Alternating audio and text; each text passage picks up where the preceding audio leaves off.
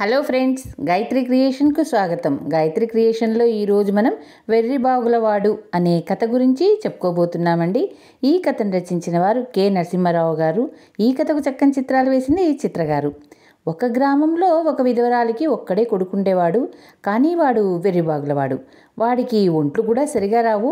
దుకాణానికి వెళ్ళి రూపాయి మార్చితే దుకాణందారిచ్చిన చిల్లర డబ్బులు సరిగా ఉన్నాయో లేవో కూడా కనుక్కోలేకపోయేవాడు. ఈ సంగతి బాగా గుర్తించిన దుకాణం వాళ్ళు వాణ్ణి తరచూ మోసం చేస్తూ ఉండేవారు. తన కొడుకు వెర్రిబాగులవాడన్న కారణం చేత వాడి తల్లి వాణ్ణి కంటి రెప్పలాగా కాపాడుతూ 3 పూటలా శ్రద్ధగా తిండి పెడుతూ ఎంతో ప్రేమగా ఉండేది. కానీ వాడే తన తెలివి తక్కువతనాన్ని తలుచుకొని దిగులు పడేవాడు. నాకింకా కొంచెం మెదడుంటే బాగుండేది కదమ్మా, మెదడు లేనందువల్ల నేను నీకు కొంచెమైనా పనికి రాకుండా ఉన్నాను అని అనేవాడు. మన ఇద్దరి భారము నువ్వే మోస్తున్నావు కదా అనేవాడు ఎంతో దిగులుగా వెర్రిబాగులవాడు. అందరూ తెలివిగల వాళ్లే ఉంటారా నాయనా, నీకు దేవుడు తెలివితేటలు లేకపోతేనే మంచితనం ఇచ్చాడు, ఇద్దరికీ సరిపడా కండపుష్టి ఇచ్చాడు, నువ్వు చేయగల శ్రమ ఇంకెవరు చేయగలరు చెప్పు అని విధవరాలు వాణ్ణి సంధాయించేది. కానీ ఈ విధమైన మాటలు వాడికి నచ్చక, నేను తెలివిగల వాణ్ణే అయ్యేది ఎలాగమ్మా అని పదే పదే తల్లిని వేధించసాగాడు. వాడి బాధపడలేక తల్లి మిట్ట మీద ఉండే మంత్రాల మరిడమ్మని అడిగి కొంచెం తెలివితేటలు తెచ్చుకో అని సలహా ఇచ్చింది.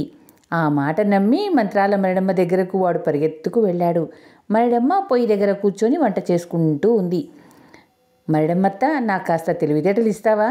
బొత్తిగా మందమతి అయిపోయాను, మా అమ్మకు సహాయం చేయలేకుండా ఉన్నాను, మతిలేని వాళ్లకు నువ్వు తెలివితేటలు ఇవ్వగలవని మా అమ్మ చెప్పి పంపించింది అన్నాడు వెర్రిబాగులవాడు ఎంతో దీనంగా. మరిడమ్మ వాడి కేసి ఎగాదిగా చూసి, అన్నిటికన్నా నీకు బాగా ఇష్టమైంది పట్టుకురా, ఆ తర్వాత నీ తెలివితేటలు చూస్తాను అన్నది. వెర్రిబాగులవాడు ఇంటికి వెళ్ళి తల్లితో మరిడమ్మన్న మాటలు చెప్పి, నాకన్నిటికన్నా ఎక్కువ ఇష్టమైంది ఏందమ్మా అని అడిగాడు. కోడి మాంసంరా నాయనా, రేపు కోడిని పట్టుకెళ్ళి మరిడమ్మ దగ్గర తెలివితేటలు తెచ్చుకో అన్నది తల్లి. మర్నాడు వాడు ఒక కోడిని తీసుకుని మరిడమ్మ దగ్గరకు వెళ్ళి, నాకన్నిటికన్నా ఇష్టమైన తెచ్చానత్తా అన్నాడు. ఆ మాట నిజమో కాదో తెలుసుకోవాలి, ఈ ప్రశ్నకు సమాధానం చెప్పు, కాళ్ళు లేకుండా పరిగెత్తేదేది అని మంత్రాల మరిడమ్మ వెర్రిబాగులవాడిని అడిగింది. చాలాసేపు బుర్ర గోక్కొని తనకు తెలియదన్నాడు వాడు. అయితే నీకు ఎక్కువ ఇష్టమైనది తేలేదు, వెళ్ళిపో, ఇంకోసారి రా, నీకన్నిటికైనా ఇష్టమైనది వెంట తీసుకొనిరా అని మరిడమ్మ వాడిని పంపించేసింది. వాడు ఇంటికి తిరిగి వచ్చేసరికల్లా వాడి తల్లి మంచాన పడి ఉంది. చాలామంది చేరి చికిత్స చేస్తున్నారు. ఏమిటని అడిగితే ఆమె ఉన్నట్లుండి పక్షవాతం పడిపోయిందని చెప్పారు. చికిత్స ఏమీ పనిచేయలేదు. ఆమె కొడుకును దగ్గరకు పిలిచి, ఇక నేను బతకలేను నాయనా, మరిడమ్మ నీకు తెలివితేటలు ఇచ్చింది కదా, ఇక నేను లేకపోయినా నీ మానాన నువ్వు బతుకుతావులే, నేను ఇక నిశ్చితంగా ప్రాణాలు వదులుతాను అని కన్ను మూసింది. ఆ రాత్రంతా వాడు తల్లి కోసం కంటికి మింటికి ఏకధాటిగా ఏడుస్తూ, మా అమ్మ లేకుండా ఎట్లా బతకడం నేను, నన్ను ఎవరు చూసుకుంటారు, నా అవసరాలన్నీ ఎవరు తీరుస్తారు అనుకున్నాడు. ఈ విధంగా అనుకోవటంలో వాడికి ఒక సంగతి తెలిసొచ్చింది. తనకు ప్రపంచంలోకెల్లా ఇష్టమైంది తల్లి తప్ప మరెవరు లేదని అర్థం చేసుకున్నాడు.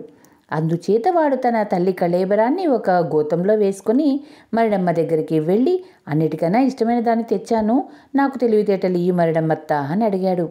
ఆ మాట నిజమో కాదో తేల్చుకోవాలి కదా, ఈ ప్రశ్నకు జవాబు చెప్పు, బంగారం కాకుండానే బంగారం కన్నా కాంతిగా మెరిసేదేది అని మరిడమ్మ వెర్రిబాగులవాడిని అడిగింది. వెర్రిబాగులవాడు బాగా ఆలోచించి తనకు తెలియదన్నాడు.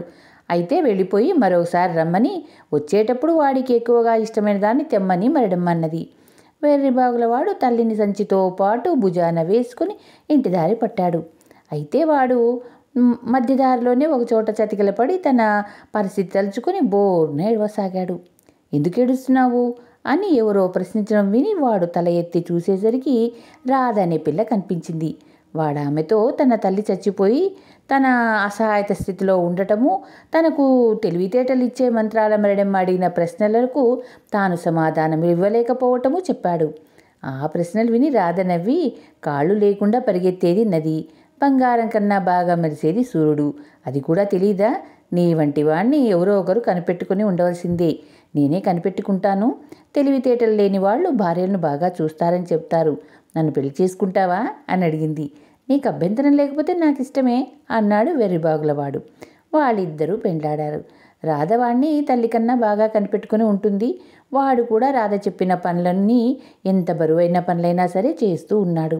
ఇద్దరికీ బాగా జంట కుదిరింది.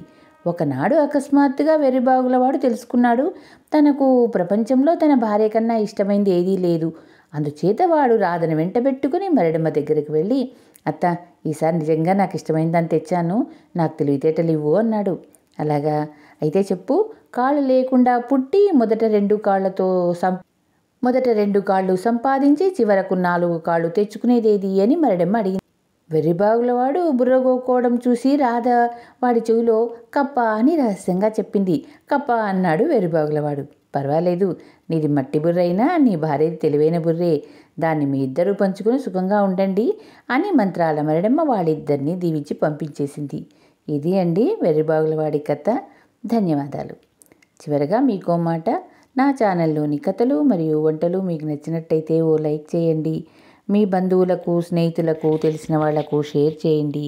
మరిన్ని టేస్టీ వంటల కోసం, మరిన్ని మంచి మంచి కథల కోసం గాయత్రి క్రియేషన్ను సబ్స్క్రైబ్ చేసుకోండి. ధన్యవాదాలు.